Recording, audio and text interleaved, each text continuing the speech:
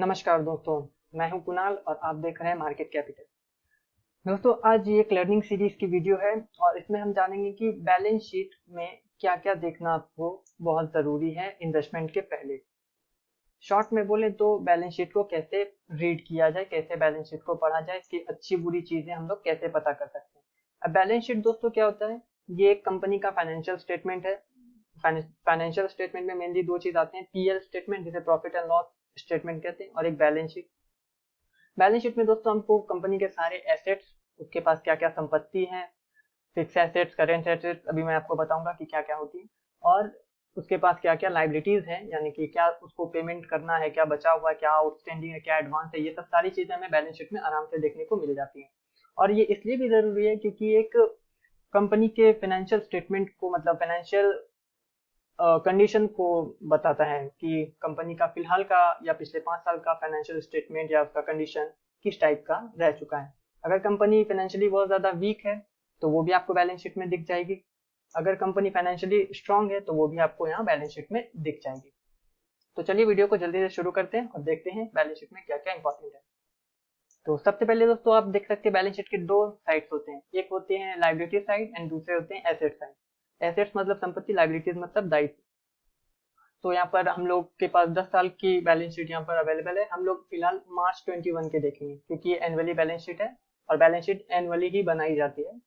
Quarterly भी बनाई जाती है, बट वो क्वार्टरली अगर 4 क्वार्टर को आप जोड़ेंगे तो आपको एनुअली बैलेंस शीट ही मिलेगी, तो हम लोग डायरेक्ट एनुअली ही बनाए देखेंगे। तो यहाँ पर देख सकते हैं सबसे पहले आपको शेयर कैपिटल देखने को मिल रहा है। यहाँ पर मैं पेंसिल से टिक करता जाऊंगा, ये है शेयर कैपिटल।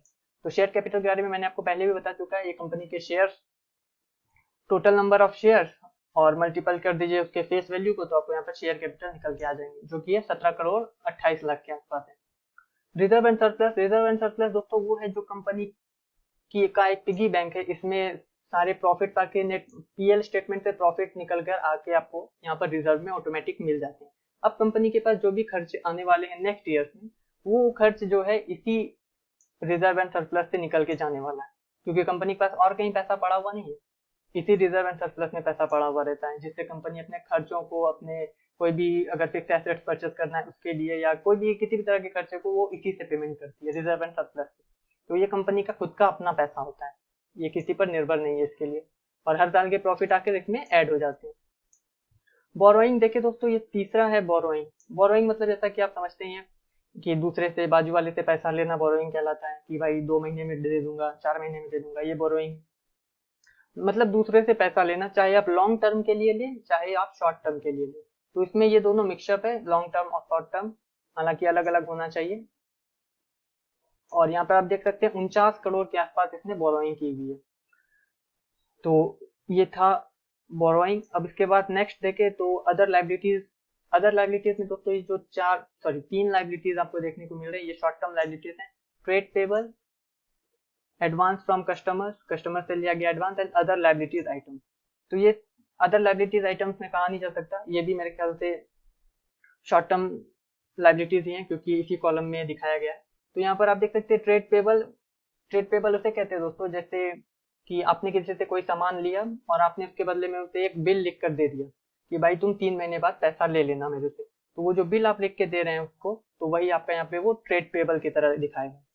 और एक चीज में इंक्लूड रहते हैं क्रेडिटर। अगर आपने किसी से सामान लिया है, किसी का पैसा मार के रखा है, तो वो आपके लिए आपका क्रेडिटर बन जाता है। तो वो क्रेडिटर और बिल पेबल मिलाकर आपको ट्रेड पेबल मिलता है। ये शॉर्ट टर्म लाइबिलिटीज है, ये तीनों शॉर्ट टर्म लाइबिलिटीज है, आप समझ सकते हैं। और यहाँ पे टोटल लाइबिलिटीज जैसा कि आप देख सकते हैं, सारे लाइबिलिटीज को अगर आप एक साल के सारे लाइबिलिटीज को यहाँ से यहाँ जोड़ते हैं तो आपको उस साल का टोटल लाइबिलिटीज मिल जाता है। उसी तरह टोटल 2021 के भी अगर आप टोटल लाइबिलिटीज को जोड़ेंगे तो आपको इतना यहाँ पर देखने को मिल जाएगा टोटल लाइबिलिटीज। तो ये तो था दोस्तों लाइबिलिटीज साइड। अब कंपनी के पास लाइबिलिटीज है तो कंपनी के पास एसेट्स भी होंगे उसमें। एक बात याद रखिए कि लाइबिलिटीज और एसेट्स, जो टोटल लाइबिलिटीज और टोटल एसेट्स होते हैं वो हमेशा बराबर होते हैं। यहाँ पर 2 करोड़ 58 लाख के लाइबिलिटीज आपको टोटल देखने को मिल रहे हैं, और यहाँ आप टोटल एसेट्स देखें तो वो भी आपको 2 करोड़ 58 लाख 75 हजार, सॉरी 258 करोड़ 75 लाख के टोटल एसेट्स भी देखने को मिल रहे हैं, और 258 करोड़ 75 लाख की आपको टोटल लाइबिलिटीज भी देखने को मिल रही है। अब हम लोग एसेट साइड देखेंगे। तो सबसे पहले दोस्तों आप यहाँ एसेट साइड देख सकते हैं। ये एसेट्स में आपको यहाँ पर फिक्स एसेट सबसे पहले दिखेगा।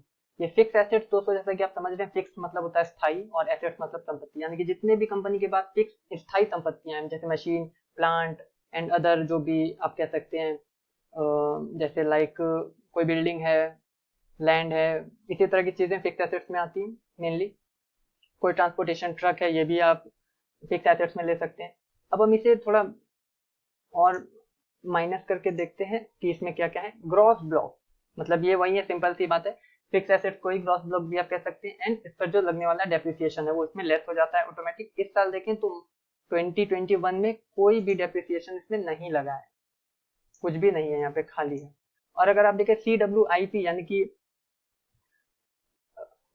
तो CWIP का मतलब होता है कैपिटल वर्क इन प्रोग्रेस, यानी कि इस तरह के खर्चे, या आप कह सकते हैं, हाँ खर्चे ही कह सकते हैं इसे मेनली, जो एट द लास्ट टाइम, ऐसे खर्चे जो किसी मशीन के ऊपर की जा रही है और वो कंपनी के एकदम लास्ट डेट तक मतलब पूरा नहीं हो पाता, तो खर्चों को जो है वो मशीन ना दिखाकर उसके सारे खर्चों को जो है CWIP को यहाँ पर बैलेंस शीट में आपको दिखा दिया जाता है, जो कि इसमें 0 है, कुछ भी नहीं है, यानी कि ऐसा कोई भी कंडीशन इसके साथ नहीं हुआ है। अब उसके बाद जैसे देखते हैं दोस्तों कि इन्वेस्टमेंट क्या है। तो इन्वेस्टमेंट, जैसे कोई कंपनी किसी और कंपनी के शेयर्स खरीद लेती है, बॉन्ड्स खरीद लेती है, डिवेंचर्स खरीद लेती है, तो इस तरह की चीज को इन्वेस्टमेंट कहते हैं, या फिक्स डिपॉजिट कर देती है, ऐसा कुछ। हालांकि आजकल की कंपनियां बहुत स्मार्ट है, वो लोग फिक्स डिपॉजिट तो करती ही नहीं है बिल्कुल। तो इसी तरह की चीजें जो किसी दूसरे चीजों में लगाया जा रहा है पैसा, एक कंपनी का पैसा दूसरे कंपनी में जा रहा है, वही दोस्तों इन्वेस्टमेंट यहाँ पर कहलाता है। जैसे हम इन्वेस्टमेंट करते हैं उसी तरह कंपनियां भी इन्वेस्टमेंट करती है। तो यहाँ पर आपको 56 करोड़ के आसपास देखने को मिल रही है। और अब हम लोग यहाँ पर देखें तो अदर एसेट्स में, यानी कि अदर एसेट्स में आपको क्या क्या यहाँ पर देखने को मिल जाता है। तो सबसे पहले देखते हैं दोस्तों, अदर एसेट्स में इन्वेंट्री आती है। इन्वेंट्री कहते हैं स्टॉक्स को। स्टॉक्स मतलब वो स्टॉक्स नहीं जो हम लोग जनरली खरीदते बेचते हैं। स्टॉक्स मतलब जो भी ये काम करती है कंपनी, उस कंपनी के मटेरियल्स का स्टॉक, जो भी ये काम करती है उसके मटेरियल का स्टॉक।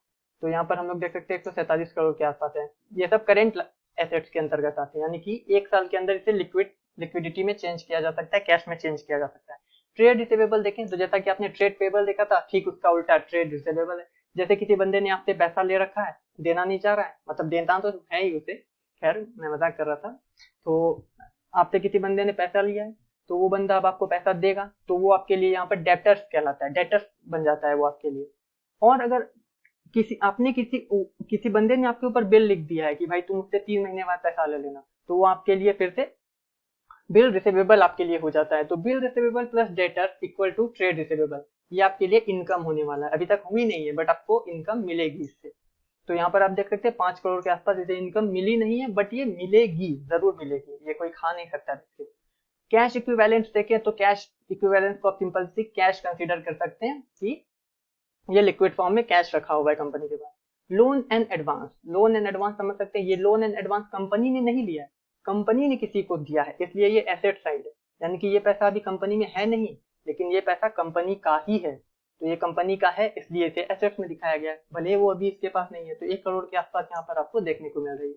अदर एसेट्स आइटम, इसके पास कुछ नहीं। अदर एसेट्स में आप अलग अलग तरह के, हर बिजनेस मॉडल के हिसाब से अलग अलग बिजनेस मॉडल में अदर एसेट्स अलग अलग तरह के हो सकते हैं, वो कोई फिक्स नहीं है, इसलिए यहाँ पे इसे डिफाइन नहीं किया गया है, मे भी ऐसा हो सकता है।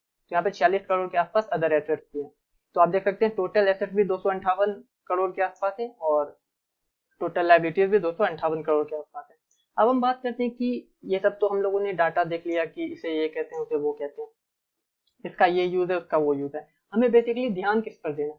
तो हमें सबसे पहला जो ध्यान देना है वो शेयर कैपिटल पर देना है, कि शेयर कैपिटल जो है कंपनी लगातार बढ़ाए ना। देख रहे हैं आप पिछले 7 सालों से 8 सालों से ये लगभग स्टेबल है, स्टेबल ही है, लगभग क्या स्टेबल है। तो ये बिल्कुल भी नहीं बढ़ी है, जो कि काफी अच्छी बात है। गोल तो हो जाए यार, गोल भी नहीं होता अच्छा से नहीं।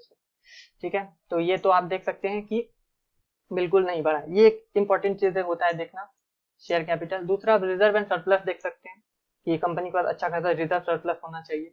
उसके बाद आप उसके ये जो अदर लाइबिलिटीज के अंतर्गत ये जो ट्रेड रिसीवेबल, एडवांस और ये सब है, इन सबको देखना उतना कुछ खास जरूरी नहीं है, क्योंकि ये एक साल के अंदर इसको पेमेंट करना होता है, कोई जरूरी नहीं। आप बोरोइंग्स देखिए कि बोरोइंग्स कितना ज्यादा है, इसी में लॉन्ग टर्म डेप्ट भी शामिल होते हैं, किसी कंपनी से लिया हुआ लोन, किसी बैंक से लिया हुआ लोन।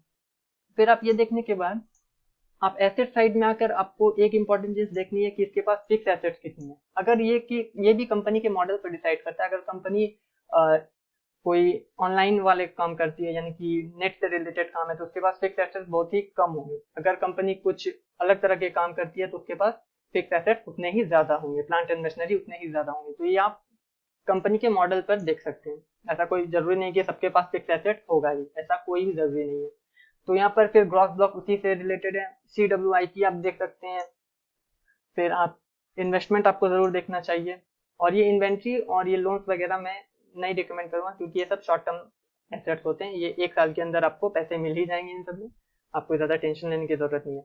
तो आप मेनली फिक्स जो एसेट्स एंड लायबिलिटीज होते हैं आपको उनको जरूर देखना चाहिए, तभी आप कंपनी के ओवरऑल एक फाइनेंशियल पोजीशन को कंपनी के यहाँ पर देख पाएंगे कि कैसी है कंपनी। आप खुद से अंदाजा लगा पाएंगे कि अच्छा ये दिक्कत है, वो इस कंपनी में अच्छा है। तो आप ये अपने घर से अपने आप को मतलब इस कंपनी को घर से रिलेट करके देखेंगे तो ज्यादा अच्छा होगा। तो यही था दोस्तों एक कंपनी का बैलेंस शीट। हालांकि इसको हिंदी में चिट्ठा कहते हैं, जैसे हम लोग घर में कभी चिट्ठा वगैरह बनाते हैं उसी तरह का ये चिट्ठा है। ओके, तो इंग्लिश में इसे बैलेंस शीट कहते हैं। तो उम्मीद करता हूँ वीडियो आपको अच्छी लगी होगी, इंफॉर्मेटिव वीडियो होगी। लर्निंग सीरीज की ये वीडियो थी और अब हर संडे एक लर्निंग सीरीज की एक नई वीडियो मैं जरूर लेके आऊंगा। तो उम्मीद करता हूँ वीडियो आपको अच्छी लगी हो, ये लाइन तो खैर बोलना ही पड़ेगा हम लोगों को। तो मिलते हैं दोस्तों नेक्स्ट वीडियो में, तब तक के लिए बहुत बहुत धन्यवाद।